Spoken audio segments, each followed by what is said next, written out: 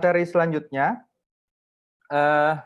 akan disampaikan oleh Bapak Dr. Ing Widodo Setio Pranowo, STMSI, dengan topik mengapa di Laut Nusantara banyak bangkai kapal karam, suatu tinjauan aspek dari kondisi perairan.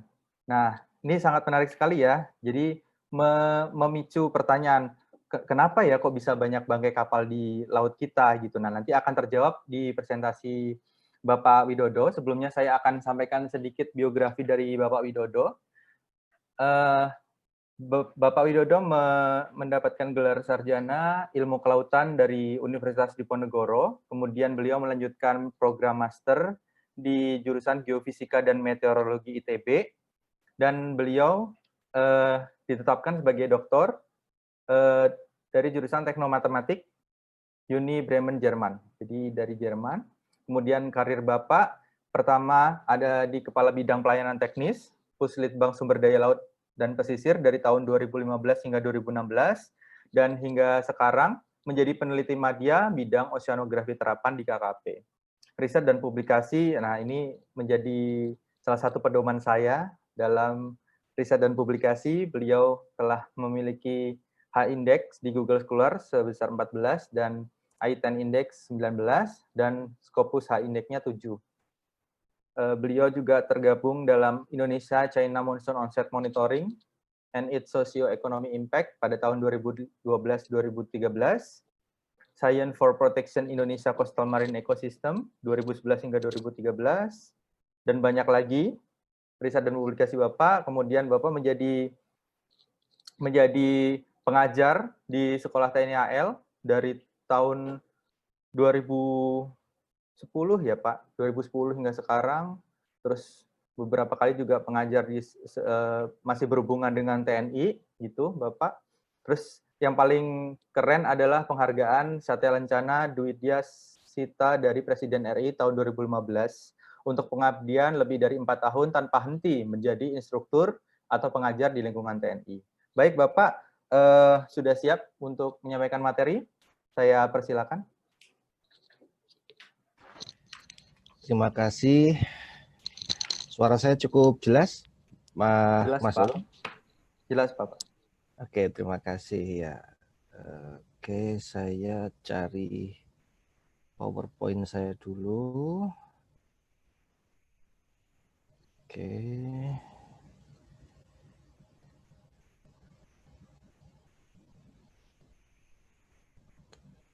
Terus sebentar. Yap. Oke, semoga suara saya bagus, PowerPoint saya bisa terbaca. Ini saya dikasih PR yang susah ini sama Bunia, jadi disuruh menjawab mengapa kok banyak bangkai kapal karam di Laut Nusantara gitu kan ya. Tadinya saya pengen wawancara kepada pelaku sejarah gitu ya, tapi kok susah juga bertanya-tanya kepada arwah-arwah kan ya, ribet juga gitu kan. Jadi saya akan berusaha menggunakan logika-logika yang ada pada masa sekarang untuk mencoba menganalisis apa yang terjadi pada masa lampau.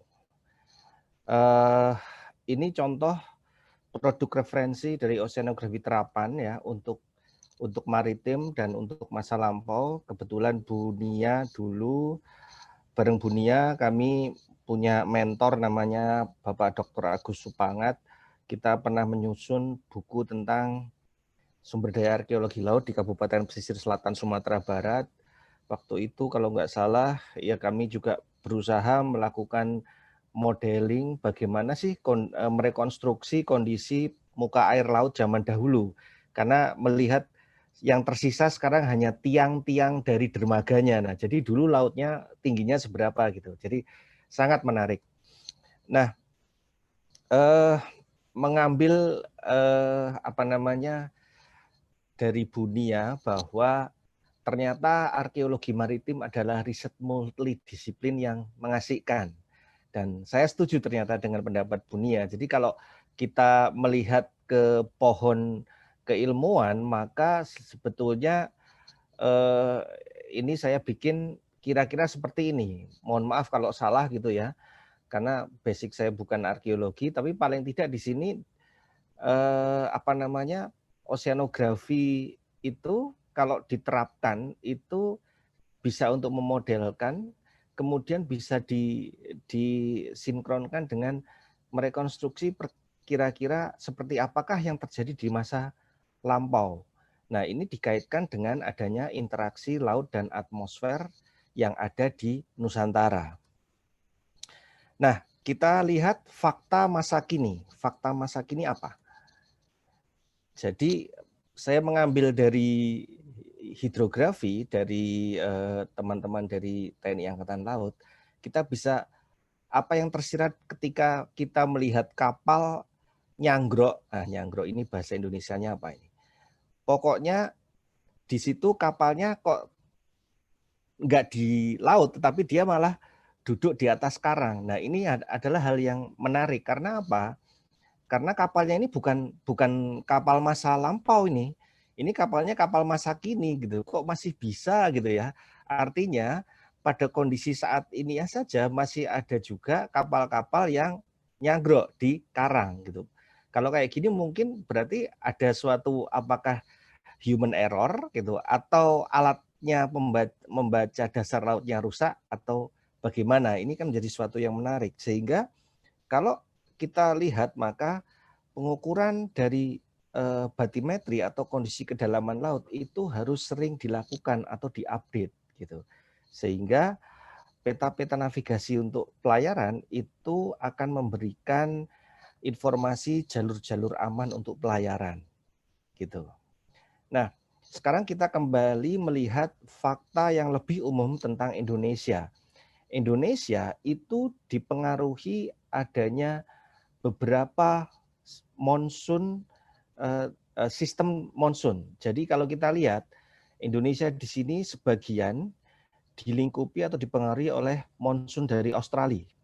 Tetapi ada yang putih yang ini yang unik yang tidak dipengaruhi oleh monsun Australia, tetapi agak sedikit terimbas dari monsun India dan dari monsun dari timur laut di sini. Tetap dari Asia juga. Jadi dari Indian dan dari Asia. Jadi hampir ada 3 monsun yang mempengaruhi Indonesia. Jadi sehingga seharusnya Indonesia memiliki terminologi sendiri yaitu Indonesian monsoon harusnya.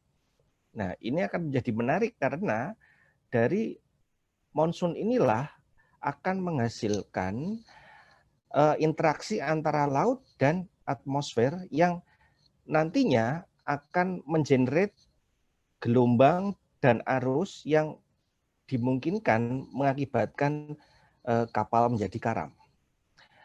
Nah, selain itu di Indonesia juga ada pengaruh yang lain namanya adalah arus lintas Indonesia. Suatu volume massa air yang sangat besar dari Samudra Pasifik yang menuju ke Samudra Hindia, tetapi kemudian melewati perairan timur Indonesia. Nah, volume ini bisa dijumpai antara kedalaman lebih dari 40 sampai ke bawah, sampai ratusan meter ke bawah. Jadi tidak terlalu di permukaan, akan tetapi memang biasanya ada imbas juga gitu kan, ada imbas juga. Nah, bayangkan volume massa air yang lewat di Selat Makassar di sini itu sebesar hampir 11,6 juta meter kubik per detik. Wow. Bayangkan berapa banyak itu airnya, berapa banyak material yang bisa dibawa.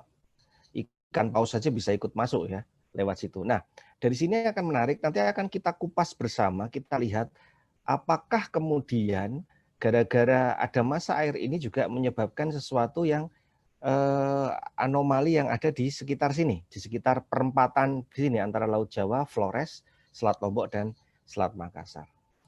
Nah, rembesan dari Samudra Hindia itu juga ada yang masuk ke Selat Luzon, masuk ke Laut Tiongkok Selatan, Laut Natuna Utara, Selat Karimata dan bergabung ke Laut Jawa. Ini juga sesuatu hal yang menarik. Jadi sirkulasi air ini juga akan menghasilkan interaksi laut atmosfer yang sangat menarik. Nah, berdasarkan pengalaman ketika kami melakukan riset bersama dengan tim gabungan Indonesia, Jerman, ada Belanda juga gitu ya. Ini kita pernah melakukan coring sedimen laut untuk melihat merekonstruksi interaksi laut dan iklim 50.000 tahun yang silam. Sekali lagi 50.000 tahun yang silam. Jadi lebih lama lagi gitu. Sehingga setelah kemudian kami berpikir bahwa lah ini yang 50.000 tahun silam saja masih bisa dideteksi dan kemungkinannya apa yang terjadi sekarang gitu itu mungkin saja terjadi sebelumnya gitu. Kalau meminjam istilahnya dari ada Om Rainer Arif Trowa itu peneliti senior geologi laut di Pusat Riset Kelautan bahwa past is the key for the future gitu. Kalau nggak salah gitu. Mohon maaf kalau salah. Nah, dari mempelajari interaksi laut iklim yang 50.000 tahun yang silam, maka kemudian saya belajar kepada Bunia gitu kan tentang kondisi masa lampau arkeologi maritim. Sebetulnya yang dianggap sebagai masa lampau kapan sih? Ternyata menurut Bunia hanya cukup 50 tahun ke belakang atau lebih. Wah, berarti tidak pakai ribu, jadi masih mending gitu kan. Nah, yang menarik adalah saya pakai istilah masa lampau gitu. Soalnya kalau pakai masa lalu nanti salah arti dikaitkan dengan hati kan gitu kan. Nah, sekarang masuk ke saya akan mencoba masuk ke mulai ke abad 7 sampai abad 13. Abad 7 dan sampai ke abad 13. Namun sebelum masuk ke abad 7, maka kita coba lihat bersama. Peta kuno yang sebelah kiri adalah peta pada tahun 500 sebelum Masehi, yang sebelah kanan adalah tahun 1200. Kita lihat sama-sama bahwa gambar prosentase laut itu lebih sedikit dibandingkan dengan daratan yang ada. Nah, apakah kemudian daratan zaman dulu memang seperti ini petanya, gitu kan ya? Dan bagaimana mereka membuat peta, padahal dulu belum ada satelit, belum ada teodolit kali ya, dan lain sebagainya. Ini menjadi hal-hal yang menarik. Jadi petanya ini gimana cara bikinnya gitu kan ya? Dan apakah presisi atau enggak kan gitu. Nah, kemudian ini saya ambil dari Wikipedia.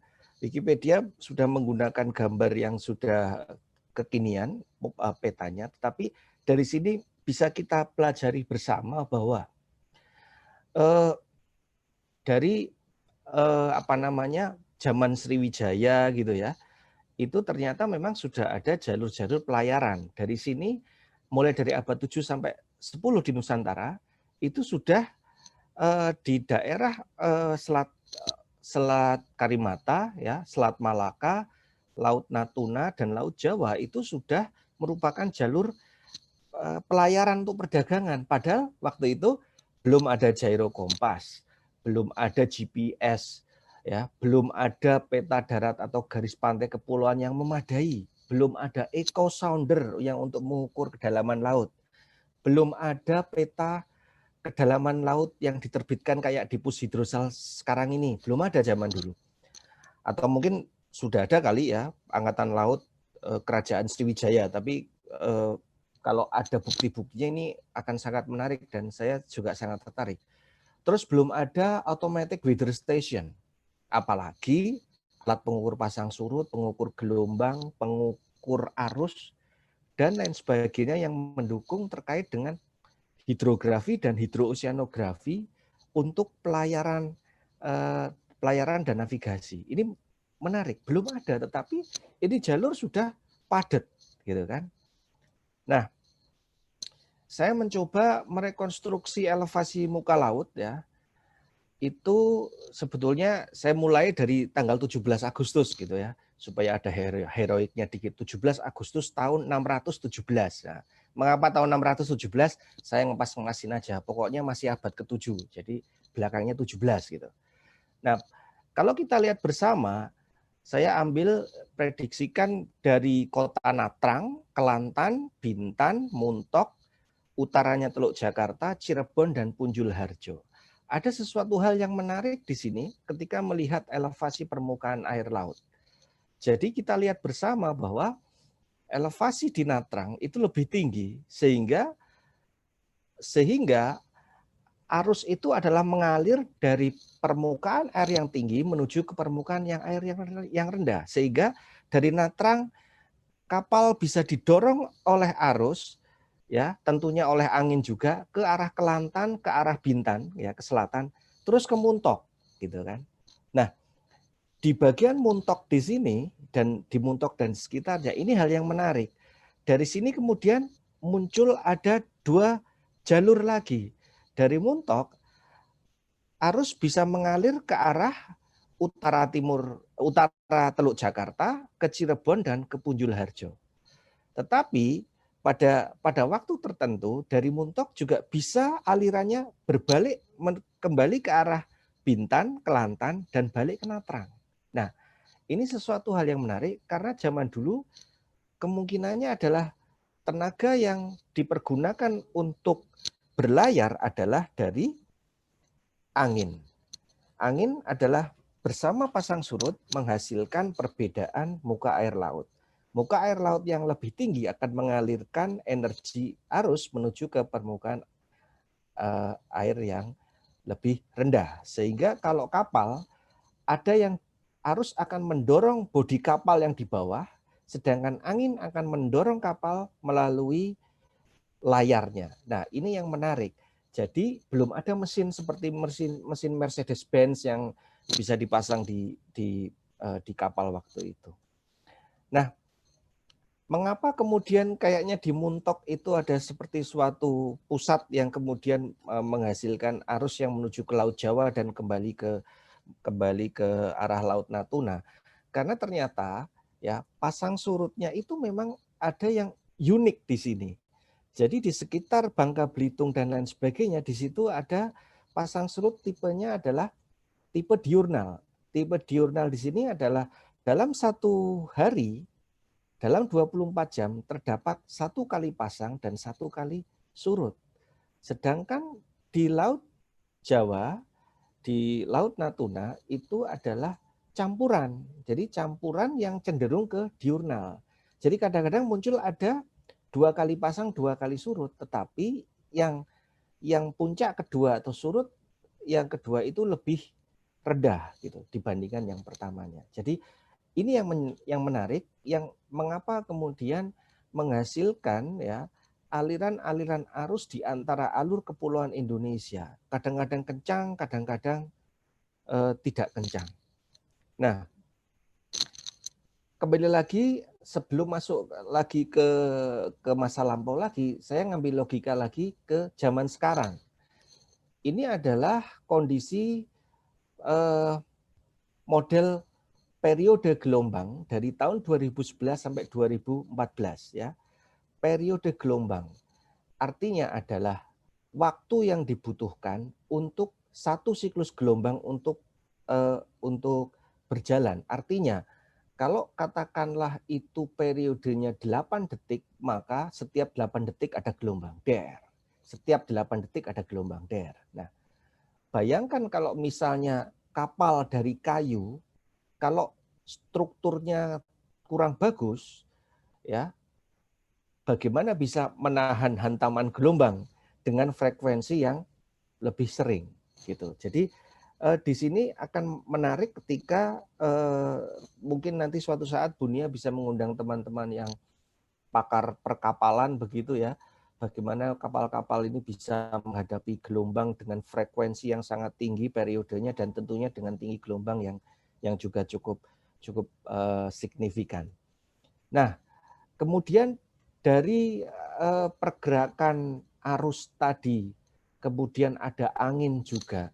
Kemudian bagaimana sih sebetulnya kira-kira kapal-kapal itu bisa direkonstruksi kok bisa ada tenggelam di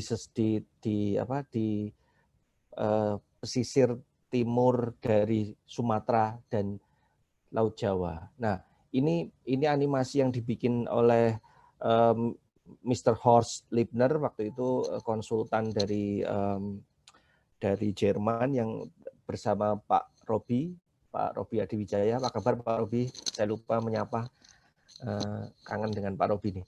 Nah, jadi di sini sangat menarik karena kompleks sekali ya, interaksi antara laut dan atmosfer di Laut Jawa, di Selat Karimatra. Nah, yang menarik adalah tadi ada beberapa lokasi tenggelamnya kapal karam itu di sekitar utara Pulau Jawa. Nah, ini saya menemukan dokumen yang sangat menarik, itu di Punjul Harjo, itu di Rembang, itu ada pernah ditemukan shipwreck gitu ya, yang tertanam di area tambak, kemudian setelah dibongkar gitu kan, sekarang kayaknya sudah bagus dijadiin gedung untuk menyimpan situs ini, jadi lebih mudah. Nah, kalau dilihat tempatnya, maka jaraknya ini cukup jauh dengan pantai yang sekarang. Nah, kalau dihitung-hitung, maka saya hitung itu jarak antara posisi situs ini ditemukan, misalnya ini dianggap adalah suatu pantai, menuju ke pantai yang sekarang, maka mungkin Rembang ini memiliki laju pertambahan daratan itu sekitar 0,2 meter per tahun. Nah, ini menjadi suatu hal yang menarik. Jadi nanti kayak teman-teman geologi laut ya, kayak Om Renner itu bisa ikut menganalisis nih sebetulnya apakah memang pantainya dulu di sini gitu kan ya. Nah, ini tadi salah satunya sudah saya ramalkan juga, kira-kira tinggi pasang surutnya seberapa di Punjul Harjo ini ketika dulu dianggap sebagai laut.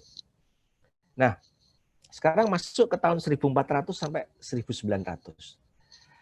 Sebelum masuk ke masa lampau, saya kembali lagi ke masa kini. Kita lihat sekarang, ini kondisi tanggal 28 Juli tahun 2020. Ini saya ditunjukkan gambar ini dari Bu Nur Fitri Sadiah. Dia bilang bahwa, lah itu kalau di Alki 1, di Alki 2, itu kalau kita lihat ternyata zaman sekarang saja itu sudah padat oleh lalu lintas kapal. Ini lihat di sini. Kita lihat di sini Singapura ya, Singapura padat menuju ke Selat Karimata, terus masuk ke Selat Sunda, sini juga padat gitu kan.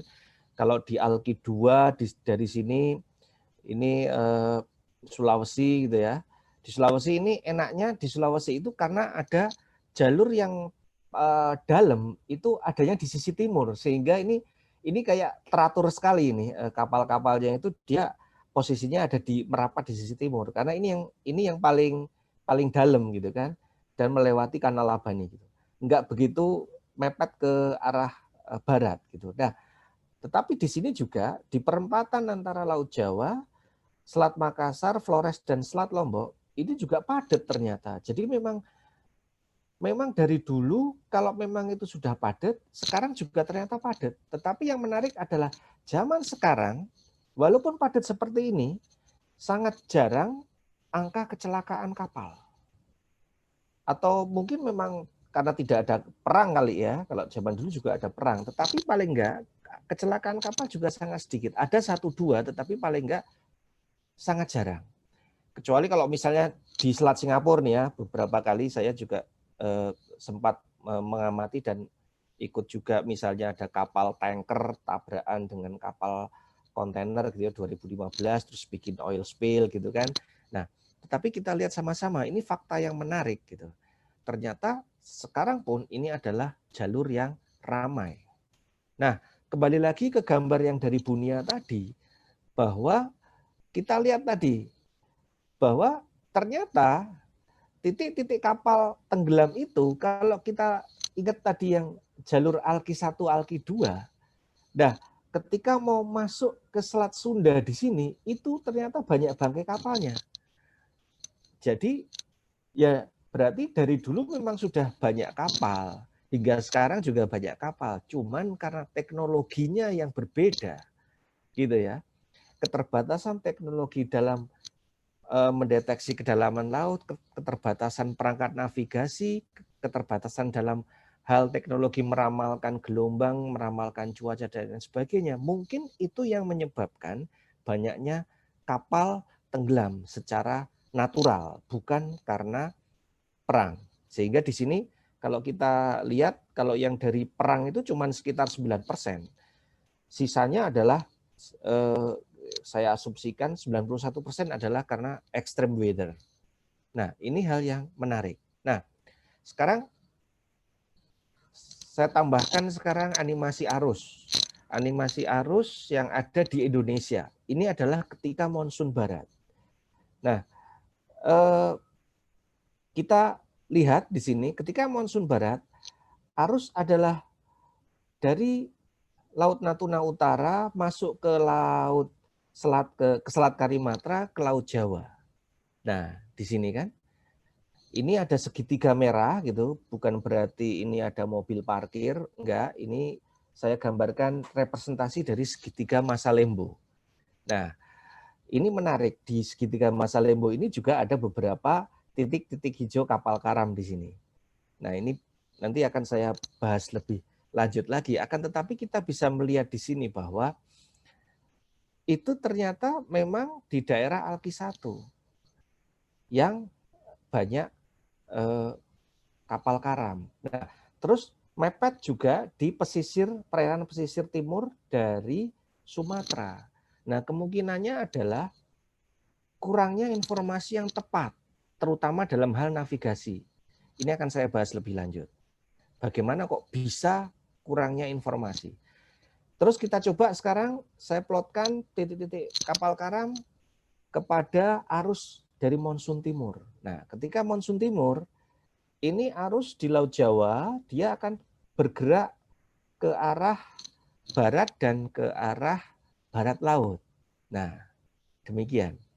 Jadi ini adalah suatu hal yang menarik. Mengapa apakah kita bisa menggunakan data-data arus ini untuk menganalisis kira-kira ke posisi masa lampaunya seperti apa? Nah, kita zooming in ya, kita zooming lagi ketika monsun timur. Lihat di sini ya. Batimetrinya tadi saya perlihatkan bahwa di sisi timur dari Selat Makassar itu adalah perairan yang dalam. Di sini ada namanya Kanal Labani. Jadi udah dalam terus menciut di sini terus melebar lagi. Jadi bayangkan 11,6 juta meter kubik per detik lewat lewat celah sesempit ini, kemudian jrot gitu kan ya. Ini kan kekuatan arus yang sangat besar, volume massa air yang sangat besar. Nah, kita lihat di sini, ini ternyata arusnya sejajar ya dengan garis maya dari segitiga Masa Lembo yang sisi timur. Set. Nah, kita lihat di sini. Di sini karena arusnya yang sangat kencang, tetapi di sini tiba-tiba ada drop off yang tiba-tiba mendangkal. Jadi dia arusnya akan berbelok, jus gitu. Nah, apakah kemudian ini bisa menyebabkan kapal kehilangan keseimbangannya, ya, kemudian menabrak di area-area dangkal atau adanya karang di sekitar Kangean dan lain sebagainya? Bisa saja. Zaman dulu mungkin karangnya sudah tinggi-tinggi, nggak seperti zaman sekarang yang sudah banyak dibomi oleh orang-orang gitu ya. Zaman dulu belum ada banyak kapal yang nyanggrok karena karang, tapi kemudian karena karangnya semakin tinggi ya, karena cahaya matahari bagus ya, fotosintesis bagus, karangnya bertumbuh bagus, lama-lama lautnya semakin dangkal karena pertumbuhan karang. Nah, itu kan juga kalau tidak ada yang mengukur, zaman dulu mana ada ecosounder tahun 1500 gitu ya, maka tidak ada informasi yang jelas ketika digunakan untuk area berlayar. Yang terkini saja, 15 ini koran Kompas TV, 15 Juli tahun 2020. KRI Teluk Jakarta nomor lambung 541 kandas di Masalembo. Nah, KRI Teluk Jakarta saja, punyanya Angkatan Laut saja, itu sempat mengalami kerusakan dan di sini. Itu kayak tahun 2019 juga ada kapal-kapal rakyat kalau nggak salah di sekitar sini juga. Nah, ini hal yang menarik. Ya. Ini tidak gelombang, tetapi representasi arus. Tapi antara gelombang, arus, pasang surut itu adalah merupakan perwujudan energi yang menggerakkan kapal yang ada di laut. Nah, kita lihat ilustrasinya. Ini yang digambar atas, ini adalah panjang gelombang, satu panjang gelombang dari suatu gelombang, dia lebih pendek daripada panjang bodi kapal. Sehingga kapal akan dengan mudah bisa melewati gelombang. Berbeda ketika ilustrasi yang di bawah, satu panjang gelombang dari suatu gelombang masih lebih panjang daripada panjangnya bodinya kapal. Sehingga si kapal akan lebih tidak stabil ketika menghadapi gelombang.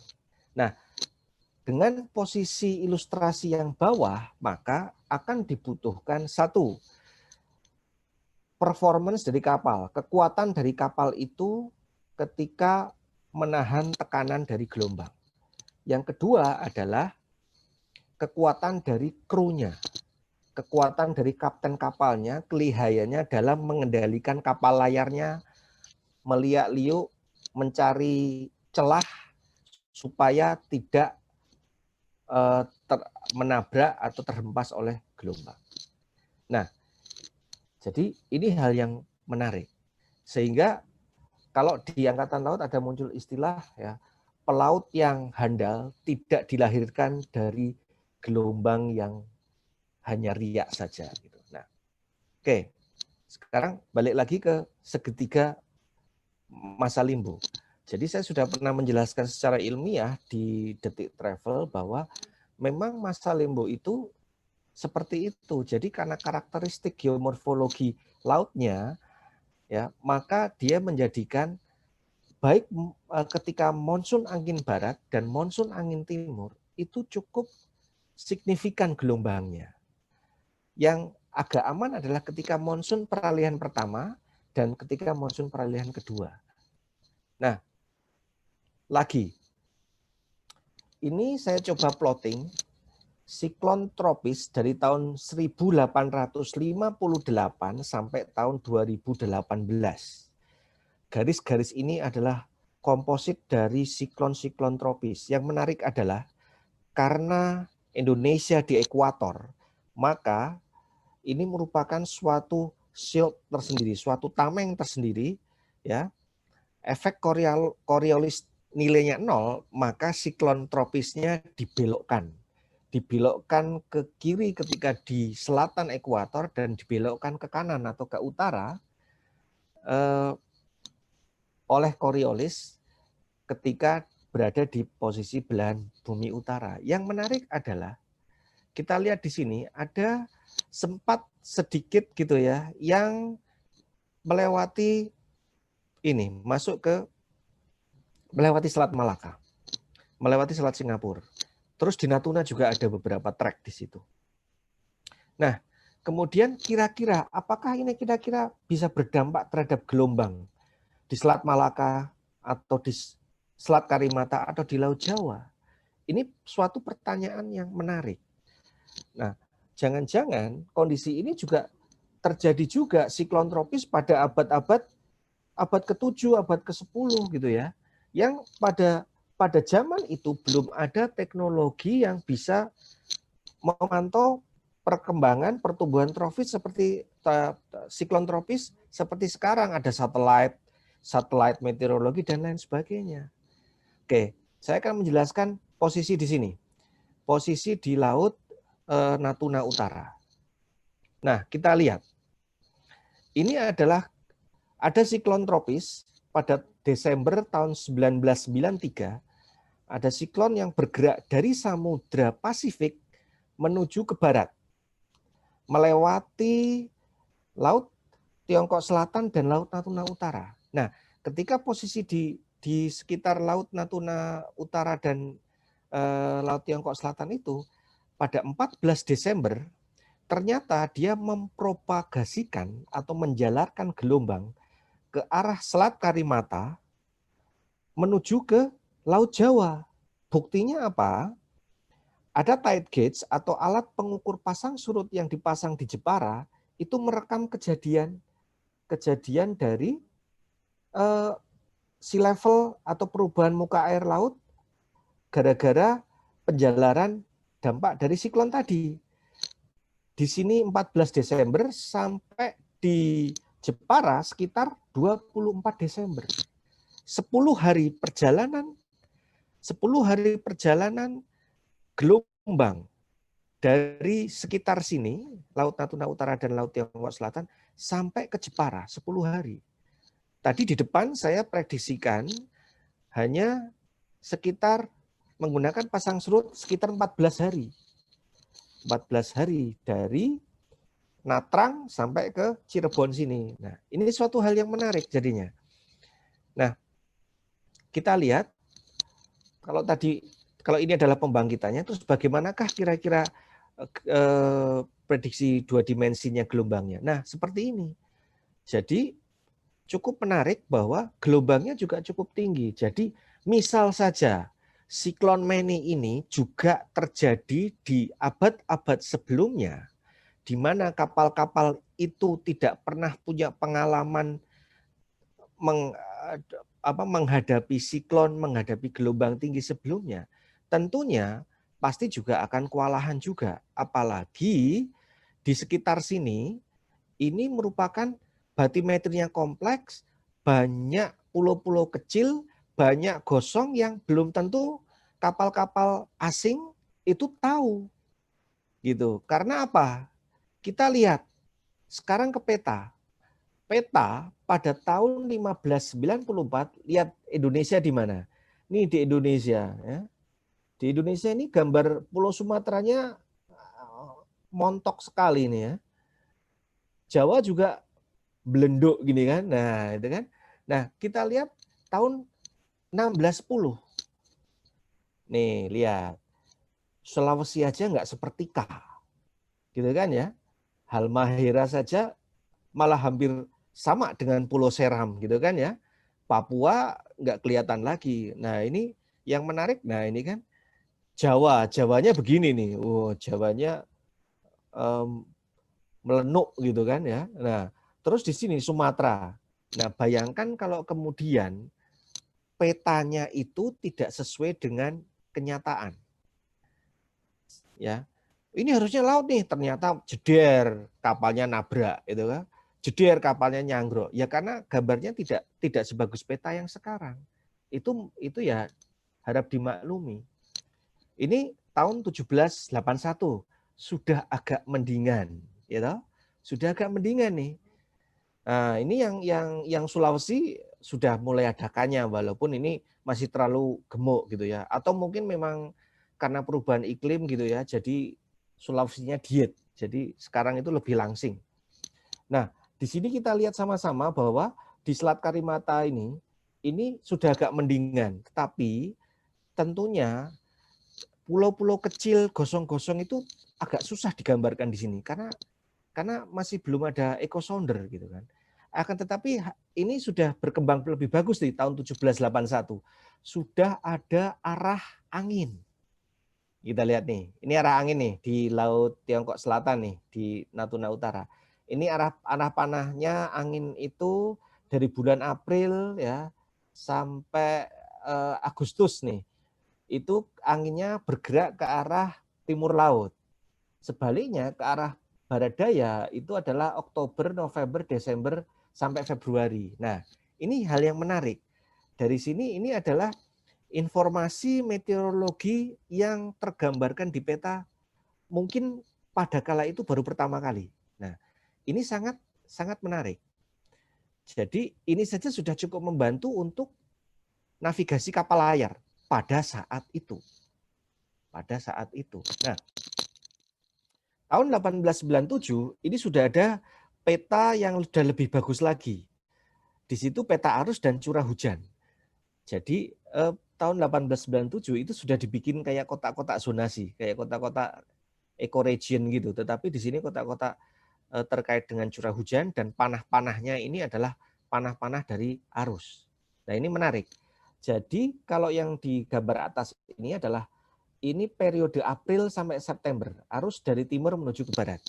Sebaliknya, yang peta yang di bagian bawah, itu pada periode Oktober sampai April, arus dari arah barat menuju ke timur. Nah, ini sudah mulai bagus gitu ya petanya. Jadi ini kemungkinannya juga akan semakin mengurangi tingkat kecelakaan. Nah, ini adalah animasi merekonstruksi dari angin pada tahun 1871. 1871. Tapi ini 1 bulan aja. Jadi posisi saya ambil bulan Januari, merekonstruksi bahwa asumsinya bulan Januari adalah puncak dari monsun barat. Jadi kita lihat di sini kentara sekali bahwa memang angin kencang ya dari arah laut Tiongkok Selatan, masuk ke Laut Natuna Utara, Selat Karimata, belok ke Laut Jawa dan menerus menuju ke timur, gitu kan? Nah, ini ketika monsun barat. Terus ini ketika monsun timur, sebaliknya, gitu kan? Sebaliknya, jadi dia dari arah timur masuk ke Laut Jawa, Selat Karimata, belok ke Laut Natuna Utara, ke Laut Tiongkok Selatan. Nah, jadi angin adalah yang sangat berpengaruh dan paling penting pada abad-abad masa lampau ketika belum ada mesin kapal yang seperti Mercedes-Benz. Nah, resumenya bahwa sejak zaman abad ke-7 hingga sekarang, ya zaman now, Alki 1 dan Alki 2 itu memang lalu lintas pelayarannya memang padat. Cuman yang menjadi penyebab banyaknya kapal karam pada abad ke-7 hingga tahun 1800-an, kemungkinan adalah karena sangat terbatasnya teknologi pengukuran kedalaman laut, belum ada GPS, belum ada penggambaran peta yang lebih bagus, peramalan cuaca, gelombang, dan pasang surut juga belum memadai atau mungkin belum ada pada zaman itu, atau mungkin malah tidak adanya hanya di alur laut Kepulauan Nusantara saja. Kalau di Eropa mungkin ada, tetapi jangan-jangan di Nusantara ini yang belum ada. Jadi kira-kira seperti itu yang bisa saya sampaikan, kurang lebihnya mohon maaf. Intinya adalah kalau tadi Pak Direktur Jasa Kelautan bilang bahwa selalu menunjukkan tadi cangkirnya gitu ya. Yang menarik tadi cangkirnya. Cangkirnya kalau kita beli di pasar itu mungkin cuma 30.000. Tetapi kalau dikasih cerita, dikasih label bahwa cangkir itu setiap saat dulunya digunakan oleh Pak Direktur Jasa Kelautan, maka nilai 30.000 dari cangkir mungkin bisa jadi 3 miliar terus dilelang. Nah, sama seperti halnya terkait dengan deskripsi dari arus, gelombang, dan lain sebagainya, mungkin ini bisa berkontribusi untuk menambah nilai sejarah dari situs-situs kapal karam yang ada di Indonesia. Mungkin nanti Bu Nia, Bu Zainab bisa membantu hal lebih lanjut dalam mempackaging cerita-cerita seperti ini. Demikian dari saya, kurang lebihnya mohon maaf. Waktu saya kembalikan kepada moderator. Terima kasih.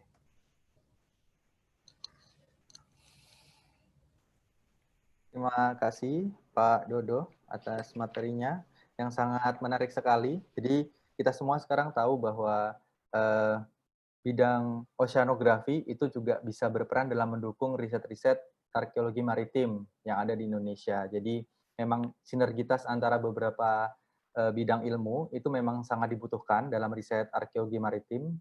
sehingga akan didapat tujuan dari apa yang mau kita capai gitu. Jadi misal kita ingin merekonstruksi bagaimana kapal-kapal yang zaman dulu itu tenggelam, nah kita bisa melakukan melalui pendekatan model oceanografi.